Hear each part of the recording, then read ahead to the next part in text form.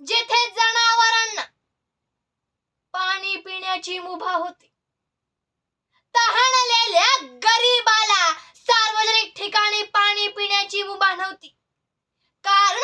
कारण ते भारतीय मूलनिवासी नागवंशीय होते. तर डॉक्टर बाबासाहेब आंबेडकर यांनी तुम्हा मला म्हणजेच भारतीय मूलनिवासी नागवंशीयांना चवदार तळ्याच्या सत्याग्रहाने माणूस म्हणून जगण्याचा अधिकार मिळवून दिला. म्हणून मला म्हणावेसे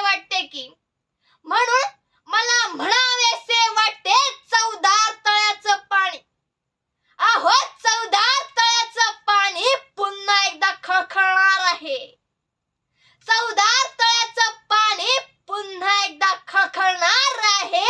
बाबासाहेबांच्या वाणीचं अमृत, बाबासाहेबांच्या वाणीचं अमृत आम्ही पुन्हा एकदा चाखणार आहे. 20 मार्च ऐतिहासिक चवदार तळ्यावर इतिहास घडणार आहे आणि मी प्रिया नप्ते बाबासाहेबांच्या विचाराचा जागर करणार आहे. बाबासाहेबांच्या विचाराचा जागर करणार आहे. 20 मार्च चलो महाड, 20 मार्च चलो महाड. धन्यवाद. जय भीम, जय शिवराय, नमो बुद्धाय.